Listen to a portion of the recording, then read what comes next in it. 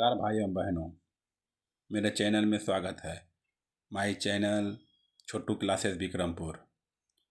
Bihar police के लिए एडिटोरिया बिहार तथ्य संग्रह। और एक क्लास हो चुका है, दूसरा क्लास चलेगा अभी। धन्यवाद। एक क्लास हो चुका है, बिहार का समान परिचय हो चुका है। बिहार के प्रमुख व्यक्ति के में देखते हैं। बिहार के प्रमुख व्यक्ति के बारे में। प्रमुख मैन इम्पोर्टेंट आदमी, प्राचीन काल का बिहार के प्रमुख व्यक्ति हैं। नो, बिहार के प्रमुख व्यक्ति प्राचीन काल में गौतम बुद्ध के बारे में पढ़ते देखते हैं। गौतम बुद्ध बौद्ध धर्म के संस्थापक गौतम बुद्ध थे। बौद्ध धर्म के संस्थापक गौतम बुद्ध थे। गौतम बुद्ध का जन्म 563 ईसा पूर्व में हुआ था। गौतम बुद्ध का जन्म 563 ईसा पूर्व में हुआ था। वे शाक्य कुल के क्षत्रिय थे। गौतम बुद्ध थे किस कुल के क्षत्रिय थे? शाक्य कुल के क्षत्रिय थे। गौतम बुद्ध को ज्ञान की प्राप्ति बोध गया में निरंजना नदी फल्गु नदी के तट पर बोधि वृक्ष के नीचे प्राप्त हुआ था। बोल रहा है गौतम बुद्ध को ज्ञान की प्राप्ति कहाँ हुई थी? बोध गया में एक निरंजना नदी है। निरंजना नदी उसको फल्गु नदी कहते हैं। तो तट पर बोधि वृक्ष है, वो नीचे नीचे हुआ था ज्ञान की प्राप्ति। फिर उनको 483 ईस्वी ईसा पूर्व में कुशीनगर में महापरिनिर्वाण की प्राप्ति हुई। महापरिनिर्वाण की उन्होंने मध्यम मार्ग का प्रतिपादन किया। आते हैं महावीर स्वामी के बारे में। ये बहुत प्राचीन व्यक्ति थे। महावीर स्वामी जो है, महावीर स्वामी का जन्म 540 ईस्वी पूर्व में वैशाली के कुंडग्राम में हुआ था। महावीर स्वामी का जो जन्म था 540 ईस्वी पूर्व में वैशाली के कुंडग्राम में हुआ था। उनका संबंध गिरातिक कुल से था। इसका महावीर का जो संबंध, महावीर स्वामी का जो संबंध था गिरातिक कुल के से था। वे जैन धर्म के 24वें एवं अंतिम तीर्थकर थे। महावीर स्वामी बोलेगा जैन धर्म के 24वें एवं अंतिम तीर्थकर थे महावीर स्वामी। उन्हें 12 वर्ष कठोर तपस्या के पश्चात जुम्भिक ग्राम में तर्जुपालिका नदी के तट पर साल वृक्ष के नीचे कोवल्य ज्ञान की प्राप्ति हुई। महावीर स्वामी को जो ज्ञान की प्राप्ति हुई, 12 वर्ष कठिन तपस्या करते रह गया। जुम्भिक ग्राम में तर्जुपालिका नदी के तट पर साल वृक्ष के नीचे कोवल्य ज्ञान की प्राप्ति हुई। उन्हें 468 ईस्वी पूर्व में पावापुरी में मोक्ष हो गया, मर गया। मतलब मोक्ष मतलब क्या? मर गया, वही होता है। मतलब कि जीवन अब जीवन भर चलते रहे, वो चल गया, अमर हो गया, वो सब जीवन भर नाम चलेगा। गौतम बुद्ध का, महावीर स्वामी कई सब प्रमुख व्यक्ति थे। आइए चंद्रगुप्त मौर्य के बारे में, चंद्रगुप्त मौर्य के बारे में कुछ जानकारी। चाणक्य की सहायता से नंद वंश को समाप्त कर 321 ईस्वी में चंद्रगुप्त मौर्य ने मौर्य वंश की स्थापना की। चंद्रगुप्त मौर्य की स्थापना कैसे? चाणक्य की सहायता से नंद वंश को समाप्त कर दिया। किसकी सहायता से? चाणक्य की सहायता से नंद वंश को समाप्त कर 321 ईस्वी पूर्व में चंद्रगुप्त मौर्य ने मौर्य वंश की स्थापना की। उन्हें प्रथम बार भारत के विशाल साम्राज्य को संगठित रूप प्रदान किया। प्रथम बार भारत के विशाल साम्राज्य को संगठित रूप प्रदान किया चंद्रगुप्त मौर्य। अभी ले चाणक्य कौटिल्य दोनों एक ही है। चाणक्य बोले कौटिल्य। चाणक्य कौटिल्य के बारे में प्रमुख सब व्यक्ति थे। चाणक्य मौर्य के राजनीतिक गुरु एवं प्रधानमंत्री चाणक्य थे। चंद्रगुप्त मौर्य के राजनीतिक गुरु एवं प्रधानमंत्री कौन थे? चाणक्य थे। चंद्रगुप्त मौर्य के उन्होंने राजनीतिक एवं प्रशासनिक विषय पर आधारित अर्थशास्त्र की रचना की। ठीक, चलिए अशोक के बारे में कुछ जानकारी भी चाहिए हमको। अशोक के बारे में जानते हैं, ये सब प्रमुख व्यक्ति थे, ये सब कुछ करके गए हैं। चलो देखते हैं अशोक के बारे में। मौर्य वंश का सबसे महान शासक अशोक चंद्रगुप्त मौर्य का पुत्र एवं बिंदुसार का पुत्र था। मौर्य वंश का सबसे महान शासक अशोक चंद्रगुप्त मौर्य का पुत्र एवं बिंदुसार का पुत्र था। अशोक अपने शांति, सद्भाव, जन कल्याणकारी शासन के लिए प्रसिद्ध था। अशोक ने बौद्ध धर्म को स्वीकार किया तथा उसके प्रसार के लिए स्तंभ शिलालेखों का प्रयोग किया। अशोक। चलिए आर्यभट्ट के बारे में पढ़ते हैं। अब आर्यभट्ट के बारे में 2 लाइन, मैन इम्पोर्टेंट लाइन।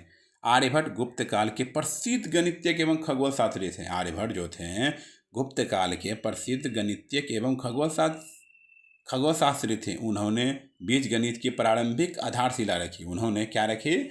बीज गणित की प्रारंभिक आधारशिला रखी। उन्होंने आर्यभट्टियम एवं आर्य सिद्धांत की रचना की। आर्यभट्ट जो है आर्यभट्टियम एवं आर्य सिद्धांत की रचना की। उन्होंने दशमलव एवं शून्य का आविष्कार किया। बोलेगा दशमलव जो बिंदा, एक बिंदा जो देता है, और शून्य जीरो जो लिखता है, आर्यभट्ट आविष्कार किया था ये दोनों का। याज्ञवल्क्य एक यहू प्रसिद्ध आदमी थे, ये सब प्रसिद्ध आदमी थे। याज्ञवल्क्य विदेह मिथिला के राजा जनक के समकालीन थे। मिथिला के राजा जनक के समकालीन थे ये। इन्होंने शतपथ ब्राह्मण, याज्ञवल्क्य समृद्धि आदि की रचना की। इन्होंने शतपथ ब्राह्मण, याज्ञवल्क्य स्मृति आदि की रचना की। आओ पाणिनि के बारे में।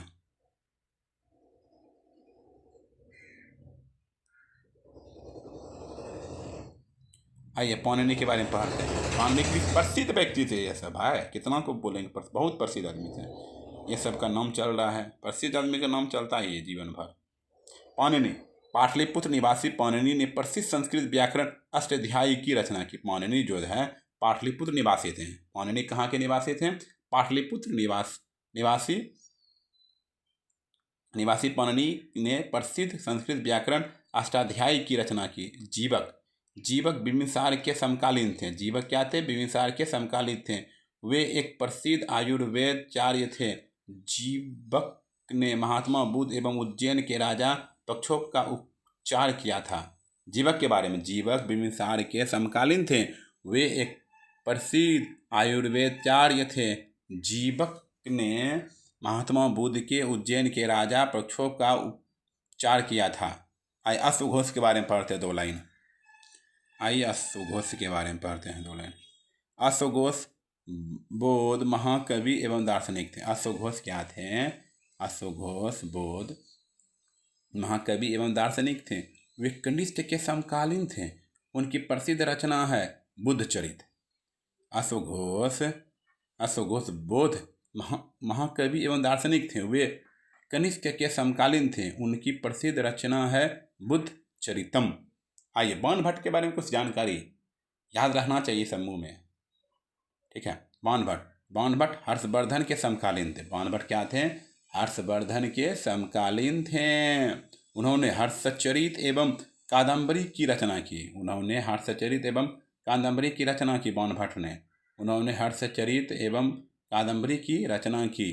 कादम्बरी विश्व का सबसे प्राचीन उपन्यास है। दीपांकर श्री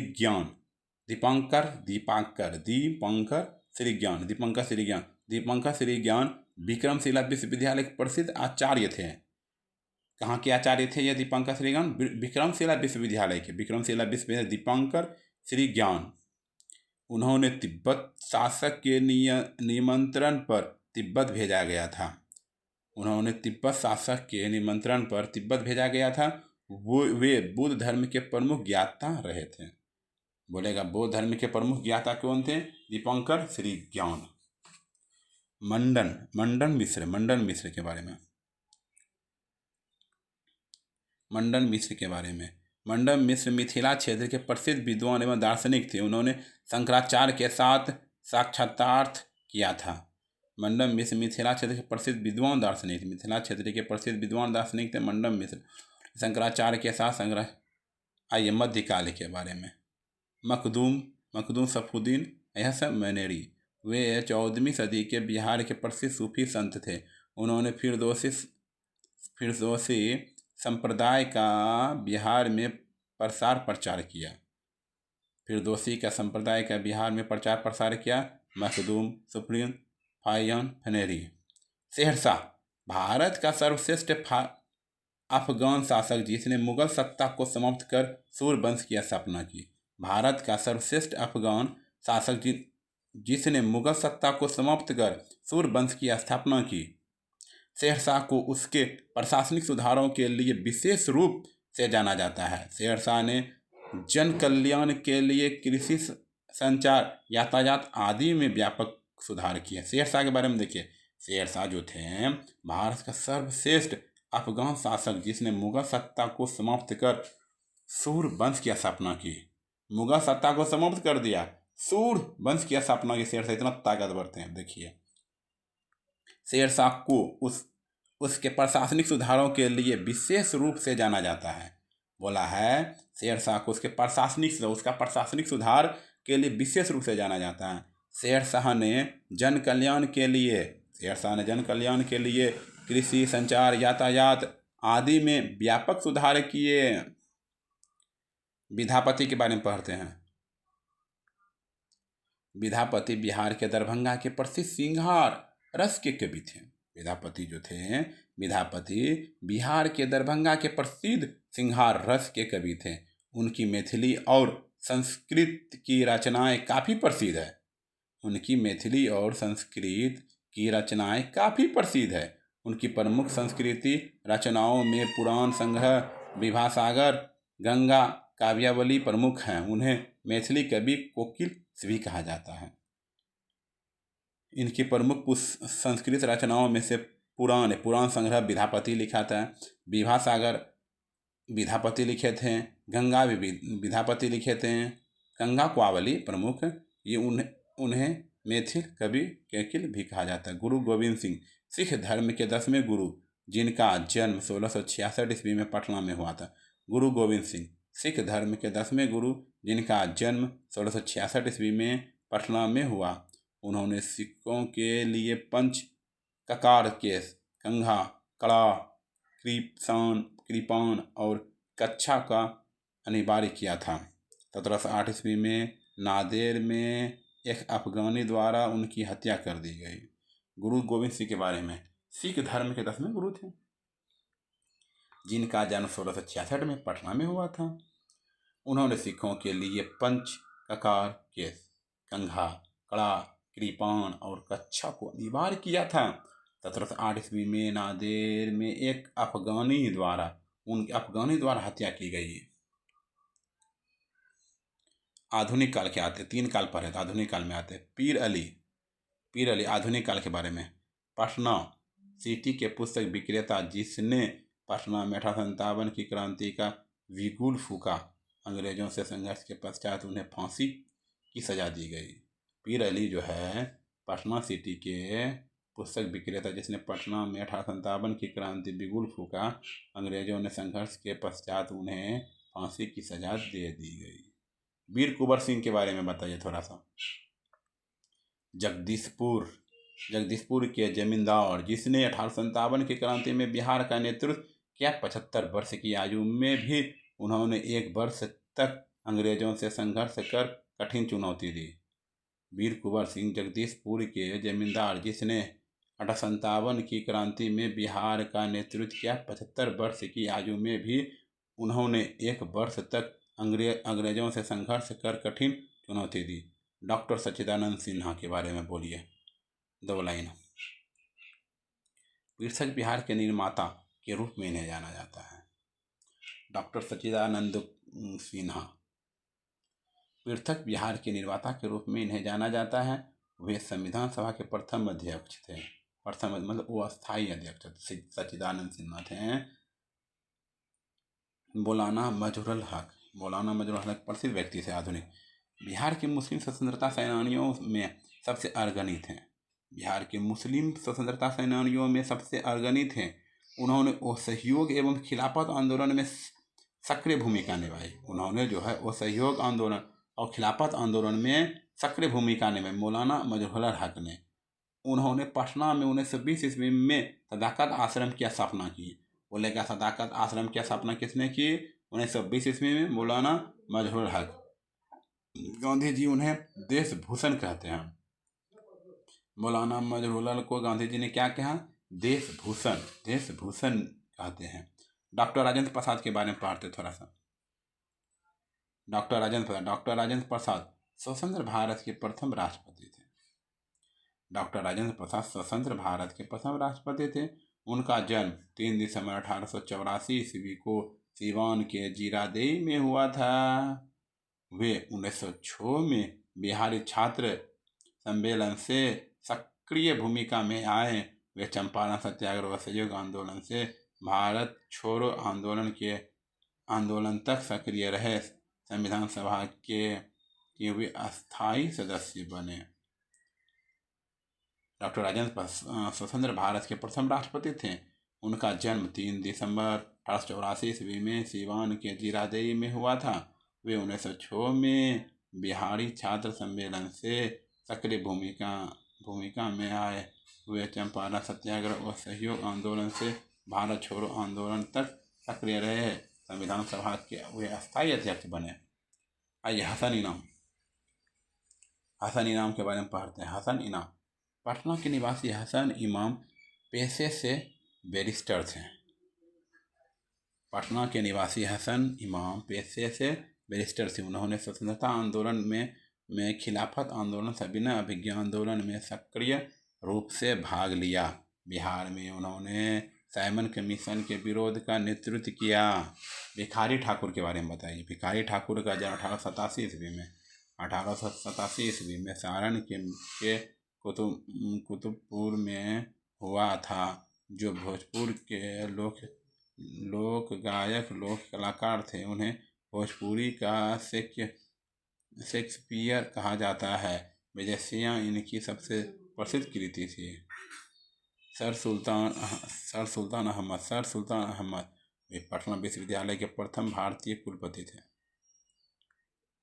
पटना विश्वविद्यालय के प्रथम भारतीय कुलपति थे सर सुल्तान अहमद। सत्येंद्र प्रसन्न सिन्हा बिहार के प्रथम भारतीय गवर्नर बने। उन्होंने असहयोग आंदोलन के दौरान 1921 ईस्वी में बिहार उड़ीसा के गवर्नर पद से इस्तीफा दे दिया। राजकुमार शुक्ल चंपारण के प्रसिद्ध किसान नेता थे, जिन्होंने किसानों की दुर्दशा के प्रति कांग्रेस एवं गांधी जी का ध्यान खींचा। चंपारण के प्रसिद्ध किसान नेता थे, जिन्होंने किसानों की दुर्दशा के प्रति कांग्रेस एक गांधी जी का ध्यान खींचा। मोहम्मद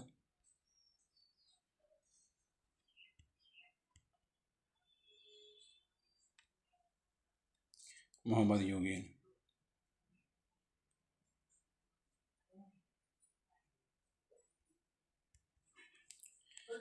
मोहम्मद यूनुस 1937 के चुनाव पश्चात बिहार के प्रथम प्रधानमंत्री मुख्यमंत्री पद पर ग्रहण किए। मोहम्मद यूनुस जो है 1937 के चुनाव पश्चात बिहार के प्रथम प्रधानमंत्री मुख्यमंत्री का पद ग्रहण किया।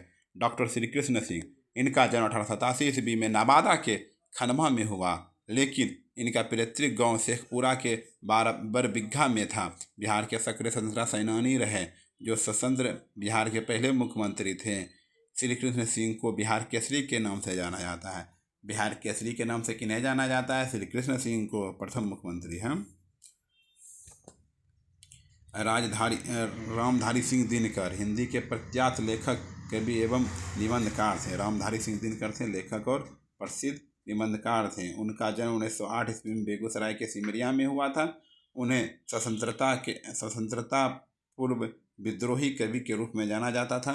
स्वतंत्रता पश्चात उन्हें राष्ट्र कवि के रूप में जाना जाता है। उनकी प्रमुख रचनाएं कुरुक्षेत्र, उर्वशी, हुंकार, रेणुका, रसबंती आदि। फणीश्वरनाथ रेणु इनका जन्म 1921 ईस्वी में अररिया जिले में फारबिसगंज के औरोही में हुआ था। हिंदी उपन्यासों में उन्हें आंचलिक लेखक के रूप में जाना जाता है। उनकी प्रमुख रचना है मैला आंचल। अनुग्रह नारायण सिन्हा इनका जन्म 1887 ईस्वी में औरंगाबाद के पोई आवा में हुआ था। उन्हें 1917 में चंपारण सत्याग्रह में गांधी जी का साथ दिया।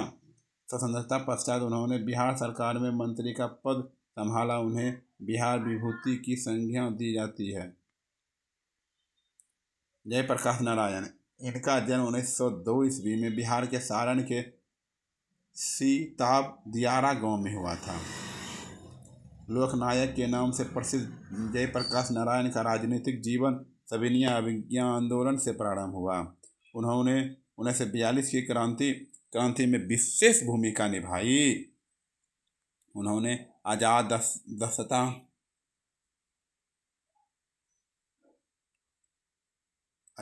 का गठन किया।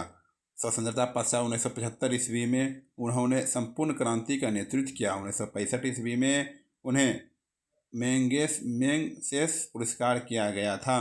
स्वामी सहजानंद सरस्वती को भारत के किसान आंदोलन का जनक कहा जाता है। उन्होंने सन्यासी जीवन व्यतीत करते हुए किसानों के अधिकारों के लिए संगठन का नेतृत्व किया। 1929 में उन्होंने बिहार प्रांतीय किसान सभा का गठन किया। उन्होंने 1936 ईस्वी में भारतीय किसान सभा की स्थापना की। उन्होंने हुंकार पत्रिका में अपने विचार प्रस्तुत किए। कर्पूरी ठाकुर, इनका जन्म 1924 ईस्वी में बिहार के समस्तीपुर में हुआ था। उन्हें गरीबों के मसीहा के रूप में जाना जाता है। स्वतंत्रता पश्चात वे बिहार के दूसरे उप मुख्यमंत्री बने। बाद में वे 1970 ईस्वी में मुख्यमंत्री बने। राहो सातुतायन, वे हिंदी के प्रमुख साहित्यकार थे। इनका मूल नाम केदारनाथ पांडे था। उनका जन्म 1893 ईस्वी में उत्तर प्रदेश के आजमगढ़ में हुआ था। उनके ज्ञान भंडार के लिए उन्हें महापंडित की उपाधि दी गई थी। उन्होंने बिहार में किसान आंदोलन की प्रमुखता से भाग लिया। उन्होंने सीवान के अनवाड़ी सत्याग्रह का नेतृत्व किया। खान अब्दुल गफ्फार खान, इनका जन्म 1842 ईस्वी में सीवान के अखोई में हुआ था। उन्होंने पटना के प्रसिद्ध खुदा बख्श लाइब्रेरी की स्थापना की।